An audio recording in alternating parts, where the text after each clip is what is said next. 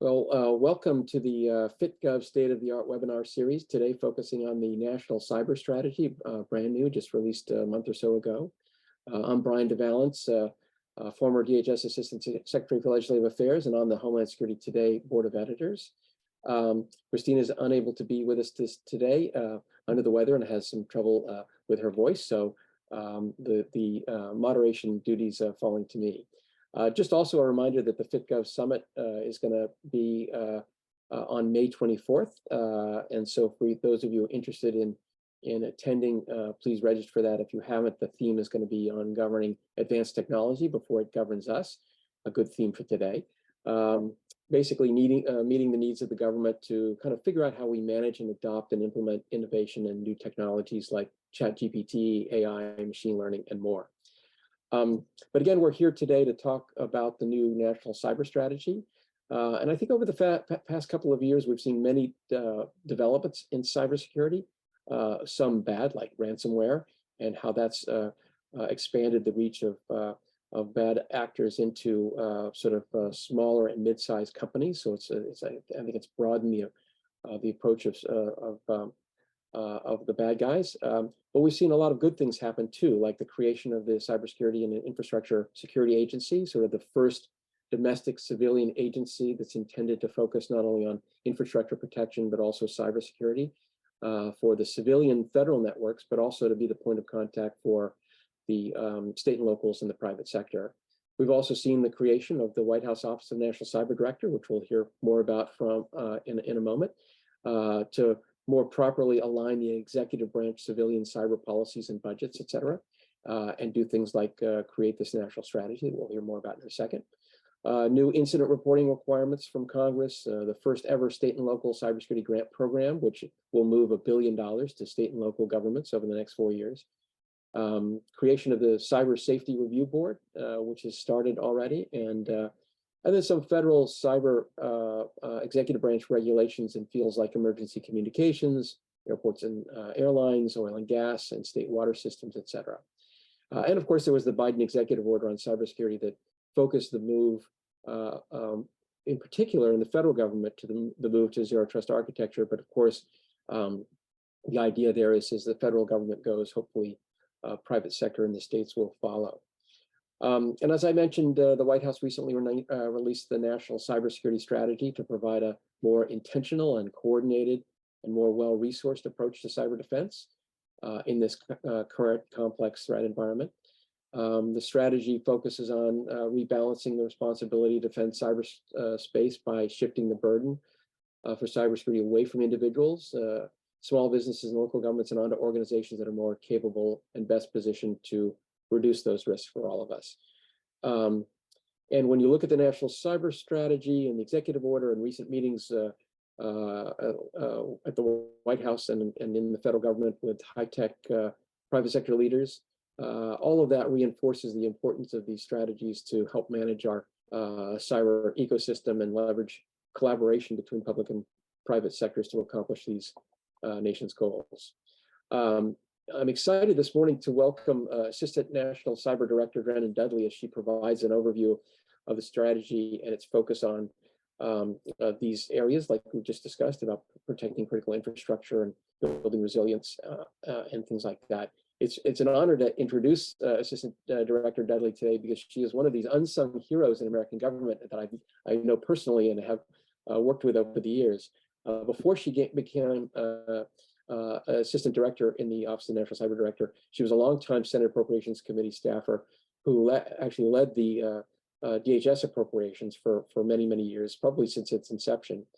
And I can tell you from personal experience, there is no element of DHS, from the Coast Guard to Secret Service to the border to counterterrorism and to cyber, that she hasn't been involved in building over the years. And let me tell you, all of you taxpayers out there should know that she's an excellent steward of taxpayer funds. There were many times when we would dread going to see Ms. Dudley because she was going to grill us to say, we don't think that from the Appropriations Committee, you guys are using these funds wisely.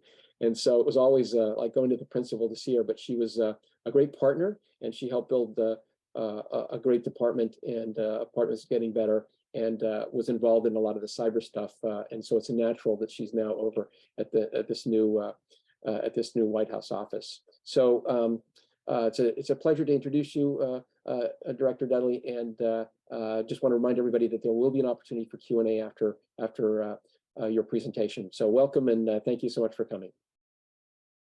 Thank you so much, Brian. I really appreciate that warm welcome. And you know, it's Drenan to you and to everyone else, but I appreciate that very much, and I've enjoyed working with you over the years. So thank you for that warm introduction. Taking to heart the principal's office theme that you just gave. That's great. And thanks a lot. I'm really happy to be with the Government Technology and Services Coalition. Big thank you to Christina. I hope she's feeling better soon. To Sophia, to Kaylina, and to you, Brian, for having me. Really look forward to spending a few minutes talking about who we are as an office, sort of an overview of the National Cybersecurity Strategy, which we're happy to have out, and in sort of moving quickly towards the implementation phase of that, and then really getting to questions and answers. I feel like that's where I get the chance to learn a whole lot, so I'm looking forward to that. Many of you may be familiar with the Office of the National Cyber Director, so and some of you may be less familiar. We do get lots of questions, so let me start with a recap there. A little bit about us, and we are the newest policy council in the Executive Office of the White House. So we're the first new council in 30 years. We were created by Congress, and the whole goal when Congress created us was to advance national security, economic prosperity, and technological innovation through cybersecurity policy leadership. That is a whole mouthful for how can we start to build coherence, align our resources to our aspirations in the world of cyber, because we all know cybersecurity, technology, innovation, all of it is ubiquitous to really the globe right now, but particularly to our country and how we're moving forward. So our first day in office, they were relatively new. Our first day in office was July 11th, 2021. So we're almost 2 years old. And as you all know, in this business, there's no luxury being new, so we're not allowed to rest on that laurel. But we are continuing to shape ourselves. And many of you have probably had some experience with our office, talked to many of our law colleagues. I'm really proud of the team that we work with here. People come from, you know, Brian mentioned my Hill experience. We have really people from every part of government you can imagine, and the private sector. It's a great team to be working on. I'll tell you a little bit about how our work is divided right now. We are divided into 4 main divisions. We have a technology and ecosystems division. They really focus on workforce development. You've probably been hearing quite a bit about the workforce strategy. Happy to talk about that. And technological and innovation advancements. That's really our technology and eco team is focused in that area. We have a national cyber team. They look at policies writ large, how they affect, you know, all of the communities that Brian mentioned in the intro. And, you know, that means industry, federal government, state and local government, private sector, civil society. They're looking at policies and sort of progress in that area across the nation. We have our federal cyber team. I'm sure many of you are familiar, and maybe even most familiar with that section of the Office of the National Cyber Director, led by Chris DeRusha, really focusing on federal network security, the federal community writ large in terms of how we are advancing technology and security in that way. And then last is our division on strategy and budget. That's the team that I sit within. Strategy is the team that really started, you know, from, you know, the get-go, leading the effort on developing our national strategy, which started with a blank page and developed through the great cooperation of many organizations, private sector, all of the government agencies, filled then 34 pages of setting this country in the direction that we need to go related to cybersecurity. I'll talk a lot more about that. And then the budget side of the house, that's where I sit in the strategy and budget team. And our role is looking across all the federal agency budgets, looking at them and assessing them for what they have related to cybersecurity, cyber advancement, and doing some assessment on that sufficiency. We are linked at the hip with OMB. That means what we do is try and put a little extra context, information, data around what's happening in this space, and then work obviously with our OMB colleagues through the OMB process as part of the Executive Office of the President to figure out how to get that resource in the best way possible. Really enjoy working with all of our colleagues in the Executive Office of the President. I would say, Office of Management and Budget, obviously a key organization, part of the EOP that we spend a lot of time with, as well as the National Security Council. So I mentioned we are relatively new and that we can't rest on that newness because you all in this virtual room know all too well the risk and the opportunities. We like to emphasize that there are lots of opportunities facing us in cyberspace as well, but there are threats, vulnerability, and consequences that go along with that. Not dwelling just on the security part of it, we don't want to overlook that there is a tremendous opportunity in a reliable and safe cyberspace.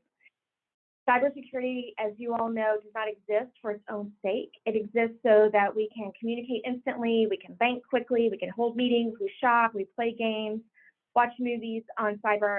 We also know that it enables our power systems, our healthcare system, water, and then in large part due to the hard work that the group in this room, virtual room, does, it really enables all of our government work as well. So cybersecurity doesn't exist just for sake, it really enables and empowers our lives. And that means that every American and really every department and agency should be able to benefit from cyberspace. And at the same time, not everyone should have an equal responsibility for the security of cyberspace. And that's really what we started when we started drafting the strategy. That's where we started, is how do we make sure that we are getting where security rests in the right place. So kind of two high-level concepts that guided the administration's thinking on cybersecurity. And I do want to take a quick side note and mention something that Brian started with as well. When we were developing our strategy, we really started with a firm foundation of many strategies that came before this one. A lot, when the president came into office, there was, executive orders that we stood on. So there was a strong foundation that the strategy started from the get-go. But there were kind of two high-level concepts that really guided our thinking on this. And this is that cybersecurity is not distinct from other areas of geopolitical conflict and competition, but instead the administration recognizes that cyber is a tool and one of many tools and instruments of national power that states can use to compete with one another. So that's sort of the first big line of thinking. We also continuously evaluate the cyber dimensions of various geopolitical events, but we don't want to take a reactive approach to that policy making because cyberspace is just too dynamic, and anything short of being fundamentally proactive is going to fall short of where we need to be related to making sure that we're taking advantage of cyberspace in a very secure way, in the best way possible. So with all of that said, the president's strategy really does take sort of a forward-thinking, opportunity-oriented perspective. We really want to influence the next decade, not just the next year. I think it's often tempting to kind of get caught up in the headlines, but we really wanted to have an enduring, coherence-driven, and future-looking perspective. And we also really want to be more focused on being strategic and driving forward our priorities, and less sort of outcome driven, like which are we getting done today, and instead how are we globally making sure that we're really driving forward. So overall, I think that what that means for us is a defensive, a reliable, a values aligned sort of future for where we're going in cyberspace. Fundamentally, a very affirmative place that we want to be so that we can sort of seize back the initiative from our adversaries and define what we want cyberspace to look like for us and for our use, as opposed to constantly chasing the threat. And also making sure that we can accomplish all the things that we want to do, enabling good government, enabling government that really works for people, and also things like clean energy and investment in our national infrastructure, and making sure that we have a really competitive workforce. So defensible, resilient, values aligned, that's the direction that we're heading in. And to do that, after standing on a firm foundation of strategies that came before, and as many of you know, really focused on information sharing. How do we share best practices? How do we sort of collectively, all fundamental things, all things that we need to continue working on. But this strategy, recognizing all of that hard work that is necessary and that continues, we really needed to also make sure that we were shifting a little bit in two major ways. And first, that is where the responsibility lies. I hinted at this at the beginning, where the responsibility lies for managing our cyber risk. And in today's digital ecosystem, that often devolves down to an individual, to a small business, to a local government, to a very small department or agency, where the last line of defense against the world's most malicious actors, or people who wish to do us hard, means the constant vigilance of one person or a small group of people, or people who are tasked with many jobs in a day, one of them being security. And we decided, you know, that is not a sustainable way and the president directed us to really make sure that we are focusing on that not being our only line of defense, but shifting the burden back to those who can most and are most capable and most able to provide security in our systems. And then secondly, and this kind of goes to my heart as a budgeteer, as Brian talked about before, we wanted to shift the incentives so that they favor long-term investments and resilience, as opposed to making decisions based on urgency,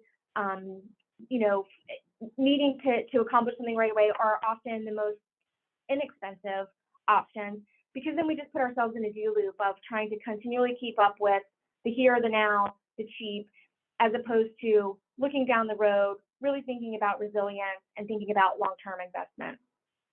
Like I said, as a budget person, that part is very appealing to me. And as Brian mentioned, after decades of advising Congress on how to spend funds related to cybersecurity innovation, it really is kind of heartening to be a part of pulling together the nation's efforts and spending and shifting that spending on something that will sustain our systems long-term, sustain our ability to provide good government services to citizens long-term, and not merely get us by. So hopefully you all have had time to look at the strategy. It was, the president signed it on March 2nd. We were very excited on that day to have the strategy get out. As I mentioned, it started as a blank page, and it was a very collaborative effort of many people, good government servants. Many of you in this virtual room contributed to the development of the strategy. It started with a blank page, and it ended up really establishing 5 pillars based on those 2 fundamental shifts that I mentioned and all of the work that came before it, but really designed around 5 pillars, because we're the government and we like to put things in pillars and with objectives. That's what we did. So the strategy in those 5 pillars first talks about defending critical infrastructure, and this might be an area where we spent some time in a Q&A really talking about some of the activity there, but the idea is to give the American people confidence in the ability and resiliency of our critical infrastructure and the essential services it provides. That includes, obviously, the essential government services that we provide. Second, there's a big focus in the second pillar, there is a big focus in disrupting and dismantling threat actors. So how can we use all of our instruments of national power to make malicious cyber actors incapable of threatening the national security and public safety of the United States? In the third pillar, we spent a lot of time talking about shaping market forces to drive cybersecurity and resilience.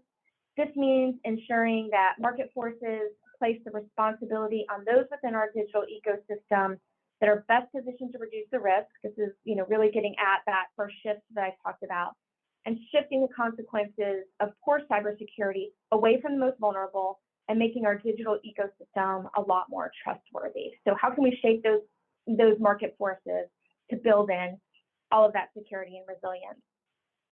Which leads us really to the fourth pillar, talks about investing in a resilient future. So through making strategic investments, and that means, funding that is going out the door, not only for federal network security, but also all of our partners and industry who are also participating in this when they make use of federal grants. How are we making sure that those strategic investments are coordinated, there's collaborative action, there's good information about deciding how to make decisions when you're making investments into cybersecurity and innovation, modernization, and how do we continue to sort of lead the world in developing secure and resilient next generation technologies and information, and infrastructure, not information, although that too. And then finally, in our fifth pillar, we really talk about forging international partnerships and making sure that we're pursuing shared goals. So that means, how do you promote global cyberspace where responsibility for state behavior is expected and rewarded, and where irresponsible behavior is evident, we make it isolating and costly for those organizations. So those are kind of the 5 pillars in a nutshell. Many of you may have read about that, so thank you for your patience if you have, heard us speak on this before, but I just wanted to make sure everyone was kind of on the same page. It really is a good read. It's only 34 pages long, so I will talk a little bit about a couple of the pillars that I just want to highlight, and then I want to talk to you about something that's on the very last page of the strategy and something that has been taking the same amount of investment that we had in the development of the strategy, and that is the implementation of the strategy. But when I just, thinking about the strategy in the context of this group, and I'm really more interested in what you have to say to me about what you're interested in than me telling you what I think is there. But, probably most relevant to the topics that we might cover today are that there is the strategic objective. So take a step back quickly and say there are 5 pillars. With each pillar, we have 5 or 6 objectives, because again, we're the government. We like to think in these formats, but they work. We have about 5 or 6 objectives that will accomplish the pillar, right? So it's just a way to sort of make sure that we're talking about this to individual communities in a way that is strategic. You don't have to talk about the entire plan if there is a vested place that one particular interest group might have. And wondering if any comments and questions that you might have about strategic objective 1.5, which is modernizing federal defenses. We really focus on 3 big things here, and that is, how do we collectively defend how do we collectively defend federal civilian agencies? Also, we talked a lot in Pillar 1 and in Objective 5 about modernizing federal systems. And then last, how we defend national cybersecurity systems. So there's really kind of 3 key pieces in Pillar 1, Objective 5, that many of you probably have already spent some time with, and that I look forward to answering some questions on. Again, you'll see in that pillar a lot of collaboration, a lot of OMB leading efforts in that area. We are linked at the hip with them. If I can't answer your questions, your relationships and forging all the conversations that you have with OMB, I'm sure will get you to a good place there as well. But we are kind of linked together on that. I will also mention that 4.6, so this is Pillar 4, Objective 6, talks a lot about developing a national strategy to strengthen the workforce. And I think this is key because many, again, in this virtual room are probably wondering where the human capital and human resource comes in related to many of the jobs that continue to go in need of employees across the country, across the globe, really, but certainly in the federal workforce and in industry as well. We are currently developing the National Cyber Workforce Strategy. The National Cybersecurity Strategy calls for a workforce strategy. We don't want to just, this is not a strategy to strategize. This is us putting down on paper a clear direction so that we can drive federal coherence, so that we can align resources. But each of these objectives also have initiatives that go along with them for implementation. And I can't wait to talk to you a little bit more about that. But I do want to highlight that the National Cybersecurity Strategy calls for a workforce strategy. And while estimates vary around, there are somewhere around 700,000 cybersecurity jobs that remain open across the country. And so we realize that we really need to drive some activity there to make sure that we are calling for a whole of nation effort on making sure that we're building our workforce. And again, that we're driving coherence and federal investments around that so that all of us can have a workforce.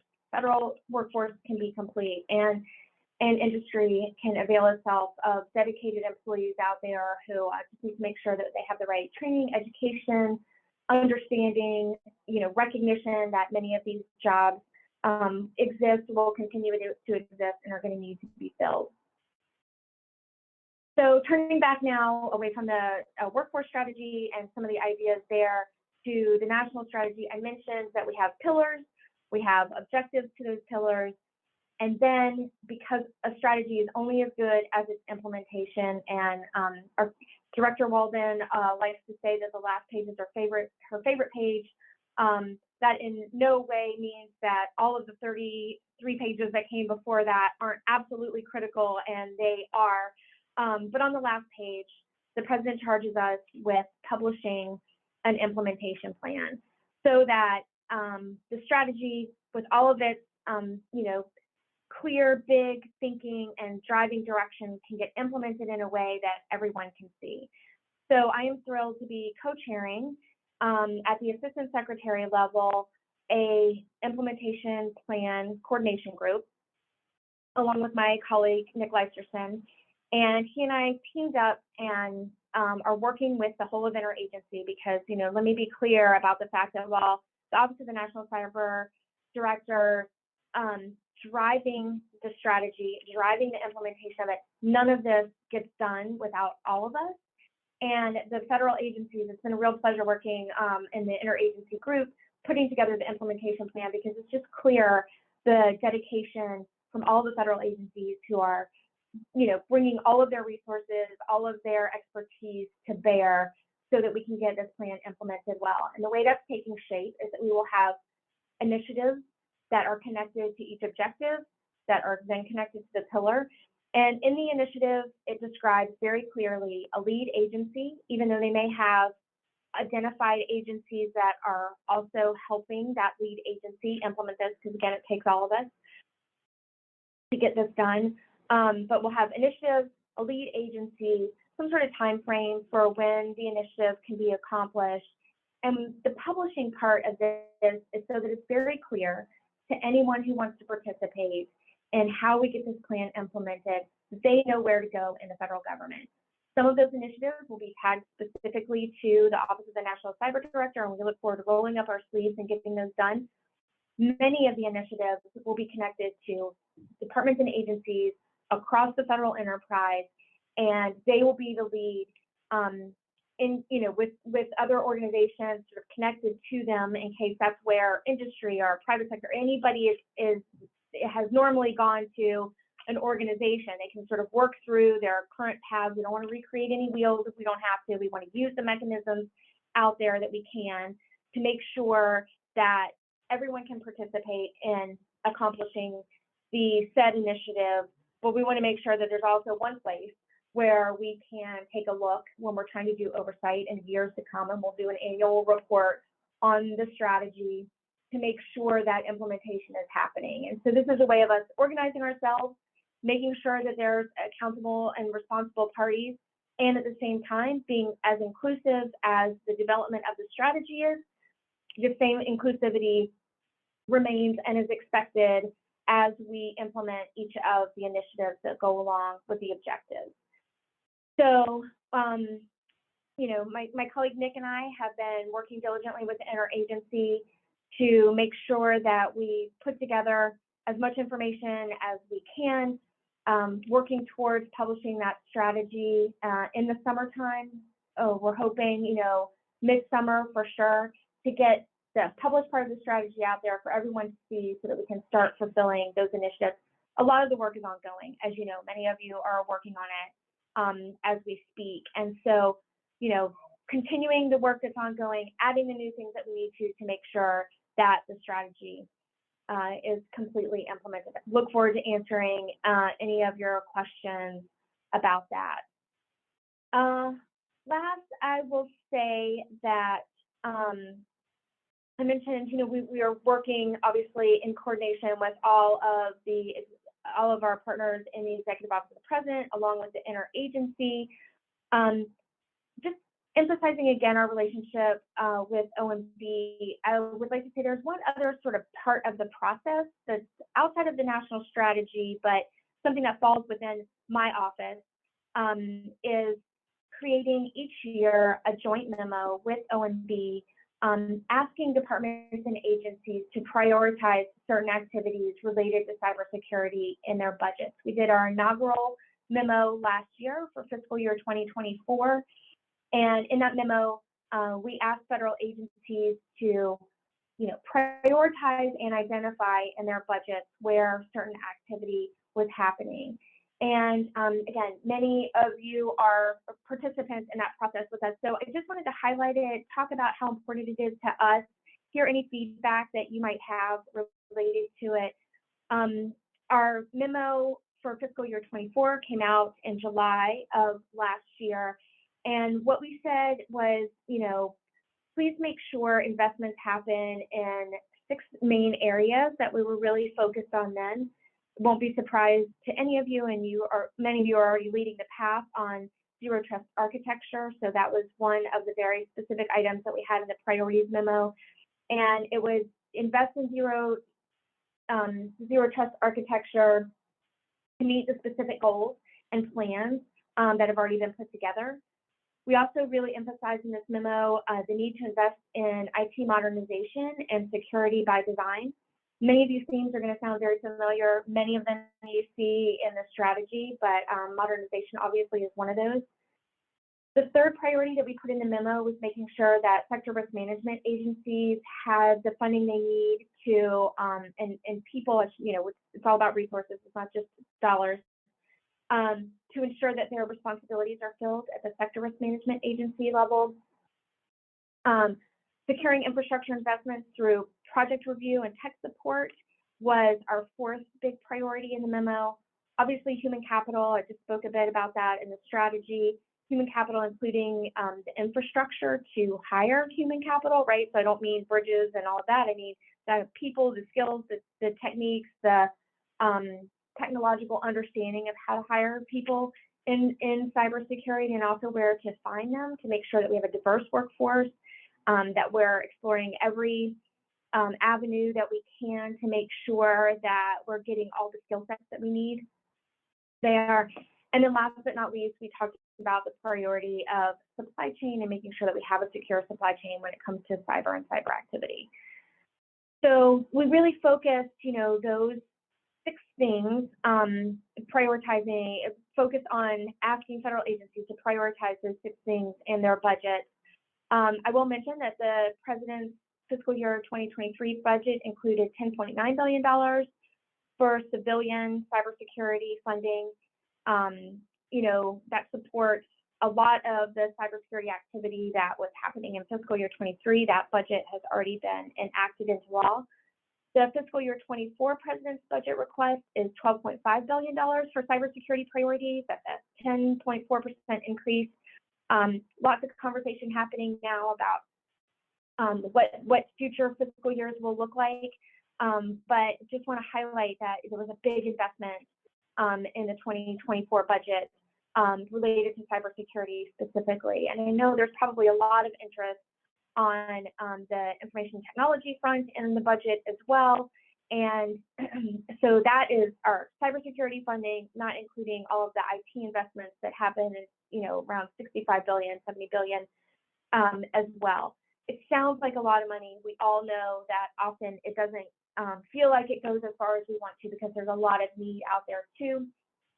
And that's why, again, I appreciate Brian's comments at the beginning about why we're so judicious and ask so many questions about the investments, is because we know our top line is still the top line. We've got to set all of our priorities underneath it.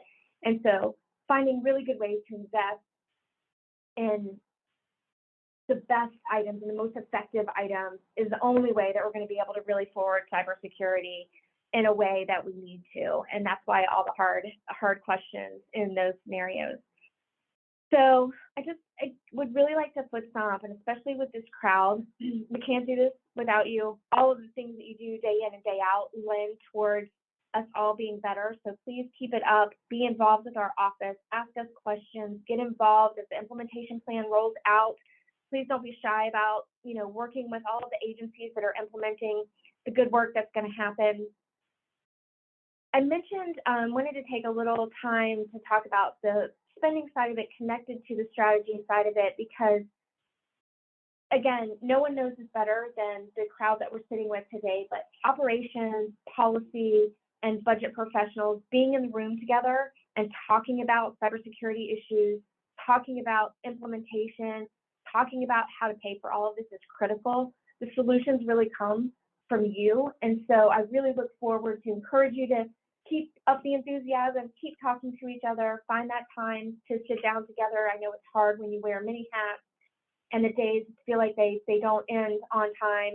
And you have family demands too, which, we encourage everybody to make sure that they're getting out and spending time. Don't spend all your time at work alone, but this is really important stuff. And the more communication we have amongst operations, policy, and budget, I think the more successful we will be. And if our office can help in that way, we want to. So I'm going to stop there, turn it over to questions, but I just want to say I'm very grateful to be here.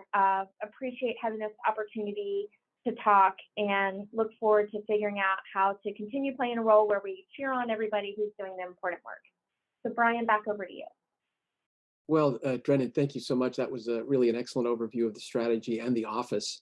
I remember that when the bill was being debated about whether to create this office, one of your former colleagues, Senator King, used to say, if I need to talk to somebody about cybersecurity, who do I talk to in the federal government? You've got stuff at DHS, you've got stuff at Energy, it's all over the place. He says, I want one throat to choke, is what he said. So, and it's a good lesson in sort of making people, identifying responsibility, because when a lot of people are responsible for different pieces, who do you go to? And so I think creating the Office of the National Cyber Director was a great move by the federal government.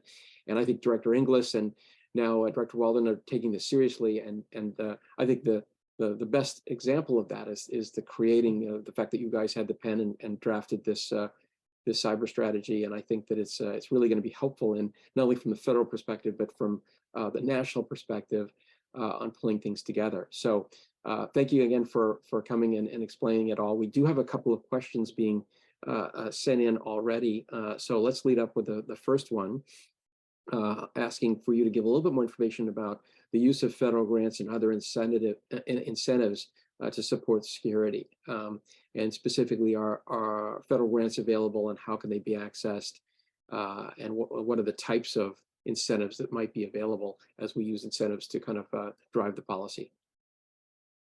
Yeah, it's a great question. And I'll give it a first cut and then happy to offline on some of the details, because there are a lot of details to this. There's lots of different organizations and consumers of federal funding to get at how we're spending funding related to cybersecurity. But I'll start with, and it kind of depends on the constituency too, in terms of who you're thinking about. Obviously, in the bipartisan infrastructure law, there was a $1 billion grant program that was made available to state and local governments. The president was very focused on making sure that our partners at the state and local, tribal, and territorial level were able to also, as we continue all the work at the federal level, that they are continuing their hard work as well. We wanted to supplement some of that work, and we realized it's a supplement because there's a lot happening there. But there is the $1 billion grant program for state, local, tribal governments related to cybersecurity. That program rests at the Department of Homeland Security. It is administered by FEMA. It is subject matter expert informed by CISA, and rolling along quite, I direct you to both of them for the details, but it's moving along. We're in touch with our office regularly to hear how implementation of that is going. We know many states have already availed themselves of making sure that they have governance plan in place and are taking advantage of that funding. Excuse me. So that is where we that's an excellent program and a huge commitment by the president for state and local work that's happening. when we talk about funding and funding opportunities for other types of funding, we did make huge investments through the BIL, through the Inflation Reduction Act, through the CHIPS and Science Act. There are three major pieces of legislation with significant amounts of funding in them to advance a lot of cyber and cybersecurity initiatives. And what we are doing is really sort of rolling up our sleeves again with OMB and other partners in the Executive Office of the President and making sure that cybersecurity requirements are built into, as people are spending, availing themselves of that funding, that the cybersecurity requirements that we already have are part and parcel with the funding that goes out. So if you are investing in a transportation project, you know that the cybersecurity requirements that the ultimate grantee is using through, a transportation investment is also accounting for cybersecurity and making sure that they're meeting the current standard on that. So it's it can present itself in two different ways. A particular bucket of money, like with bucket of money is a little casual, but a particular accounting of funding through a grant program where there are clear eligible participants, and then also making sure that standards are baked in to and met as a requirement of any other infrastructure investments that we might be making. There is a balance there. We want to make sure that we don't disrupt the mission of the grant by imposing additional requirements that that may slow down the mission orientation, but also we don't want to get ourselves in a situation where we didn't account for cybersecurity and then down the road regret it. So there is a lot of work happening amongst the federal agencies to figure out how to get that right balance. And we don't want to be prescriptive, one size fits all. We're really making sure that we're working with each organization. And in fact, each agency is really making sure that they're looking at their grant programs in a way, and investment programs, not all just grants, in a way that balances both of those things. So happy to offline have a conversation about any particular grant program, investment area. But I can just tell you it's kind of happening in two different ways, whether the investment is an outright new creation of a program of making funding available to just tackle cybersecurity, or to make sure through the investments that we're making that we are including and pointing people to where there is a cybersecurity standard so that we can make investments in a more sort of routine way there. And it is a balance. So we're, again, doors open and our ears are making ourselves available to hear anything where that balance is being struck well, and where we need to keep doing work to make sure we strike it exactly the right way. Drenan, I did want to add one thing to that, is that as you mentioned, I think there's really been historic amounts of investment in cybersecurity through those three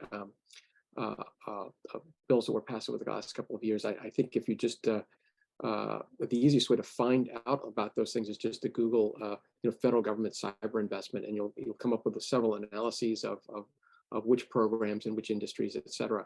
It would be a good place to go. And the other thing is of course, which we've mentioned, the first time that the federal government has directly reached out to help state and local governments through this new grant program.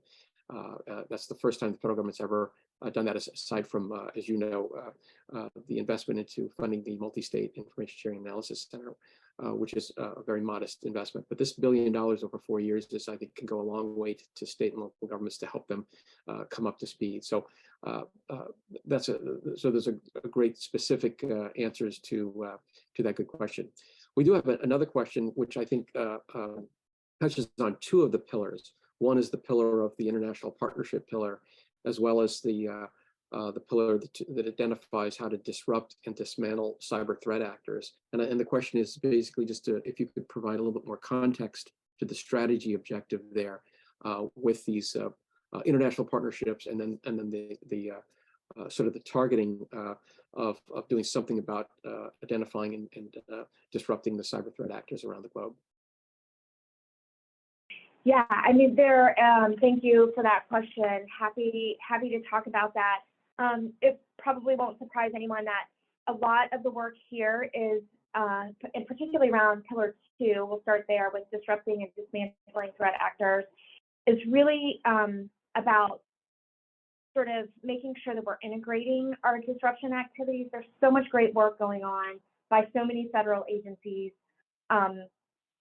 whether it's sort of the law enforcement perspective, obviously, or the intelligence community, everybody kind of coming together and figuring out how to drive our coherence on this front. So we really are trying to make sure that we're integrated at the federal level with disrupting activities, and that means just who has what and how can we make sure that they're working together and enabling just sort of maximizing and leveraging everybody's activity there.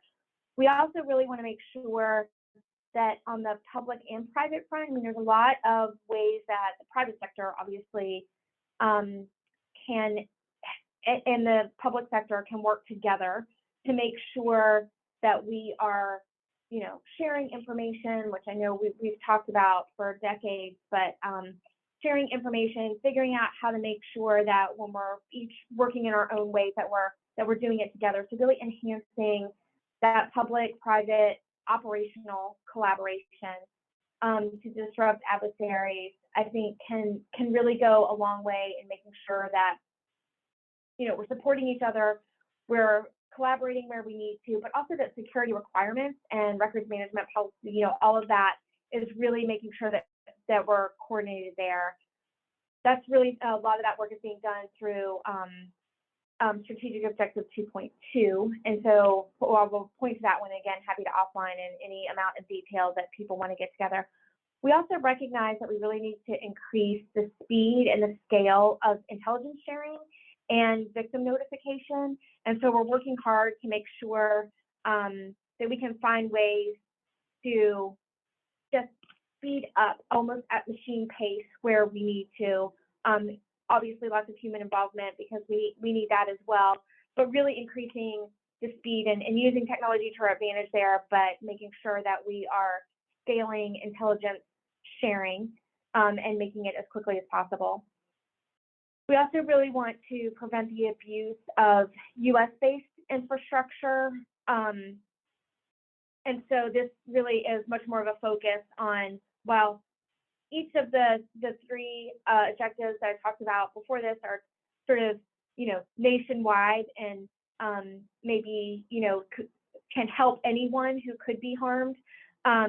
Really focusing on critical infrastructure and making sure that the security that we, again, this is a little bit type grants investment too, but making sure that the decisions that we're making are risk-based in their approach, and that we are making sure that infrastructure has the tools and the information that it needs to protect itself. As we know that they could be a target and could be vulnerable. And then last, one of the objectives in the second pillar really focuses on countering cybercrime and defeating ransomware. Obviously ransomware is a huge source of concern. It is regularly in the headlines. And so we really wanted to spend some time focusing on how do we specifically counter the crime, and ransomware being a big part of that. So happy to offline deep dive into any of that, but I think really focusing on driving collaboration and detailing how we do that. This is one reason I'm really excited about the implementation plan, is because when it's released in the summer, what you'll see is some very specific actions that we can do, because I think we all often talk about driving collaboration. We all want to collaborate. Talk about collaboration probably since the beginning of government creation. It's why government exists. But it's not always easy to do. People get, each have their roles and their lanes that are really important, and it's important that they accomplish the mission that they need to through that. But we're recognizing, or have known since the beginning of cyber as well, and cybercrime, that they really need to be driven together and holistically at the same time. So we want to put down some specific initiatives for that to happen, and happy to come back when the implementation plan is released so that we can talk even in more detail about that. And then, Brian, I see you've come back on. I don't want to be too long-winded here, although it is a specialty of mine. You mentioned in the international partnerships, again, here where we want to make sure we're building coalitions with nation states and making sure that we're all working together, strengthening international partnership capacity where we need to, and then really holding accountable those who are not good participants in our cyber security and cyber safety, and rewarding those who are, including ourselves. So I'll stop there on that one, and happy to again offline walk through any of the details.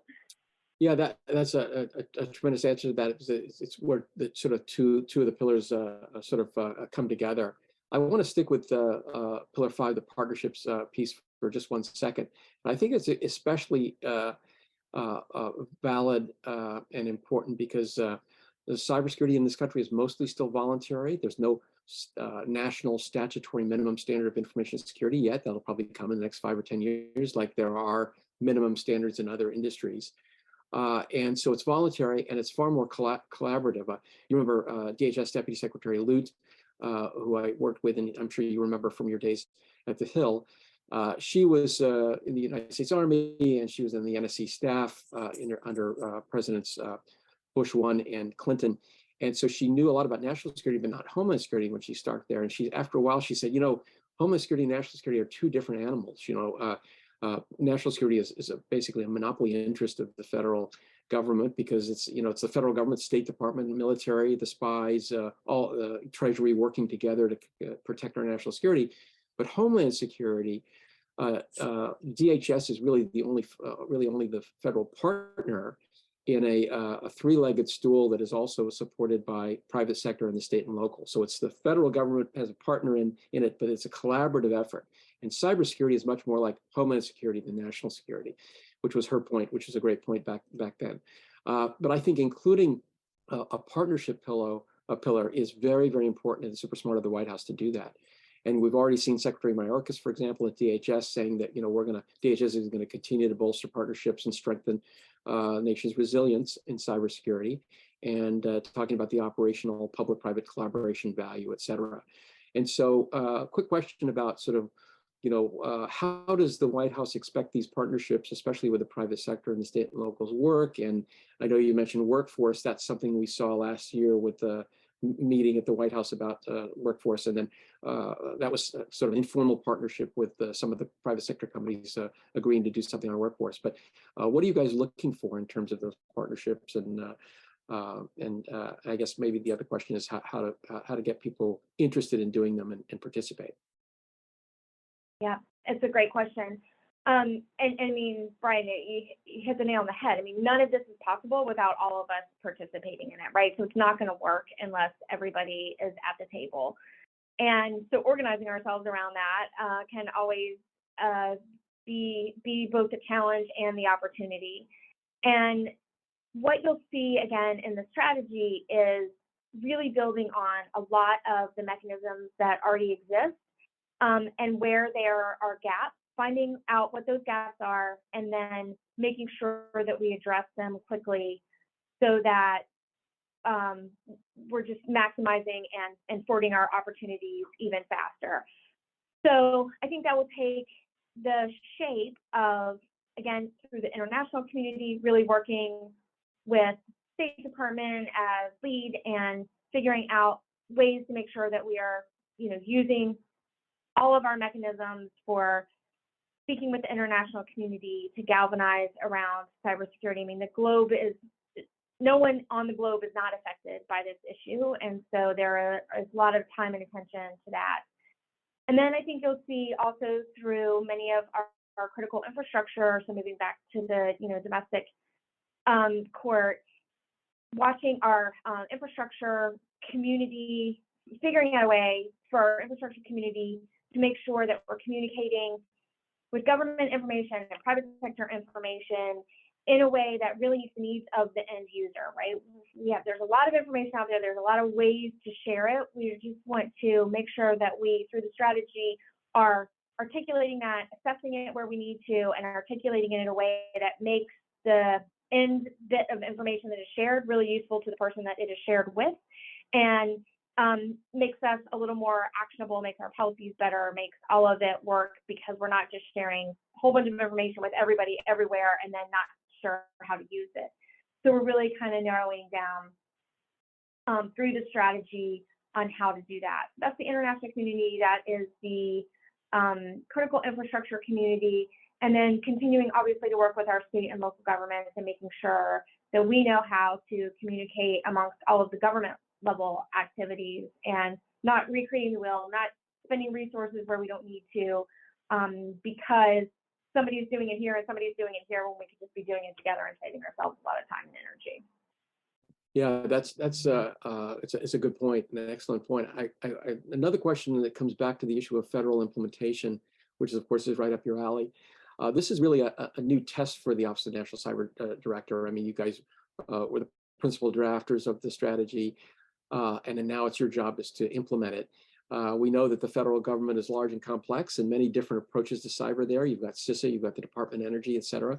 So the question is really, I like what you described about sort of working jointly on implementation and organizing yourselves through this interagency process you described.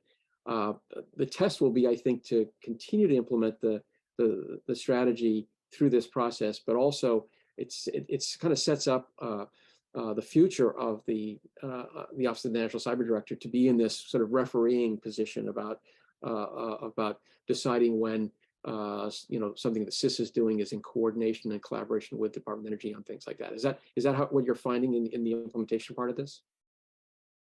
I mean, I put us less in a referee role and more in the enabler role. Like, how can we create the space and the forum for people to work together? And then, provide whatever additional sort of like energy that needs to happen to make sure that people have that space to do that kind of activity. So we're really trying to be enablers more than anything else. And often that just means, again, like in government, I have so much respect for public servants. In industry sector, it's same. It's everybody wears a hat and they do their job day in and day out. All of our calendars are way too full. We get to the end of each day and worry about the things that we didn't get done.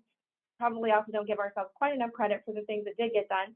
But and so really back to your point of like why our office was created. I mean, part of that is just to provide that space for people to not have to worry so much about, oh my gosh, can we get that meeting scheduled on the calendar, and kind of help enable some of that activity to happen in a more collective and in more cohesive. And that is the experience that we have with the strategy, right? This is the whole interagency coming together because time and space was made available with all the experts in the room to forward really good ideas.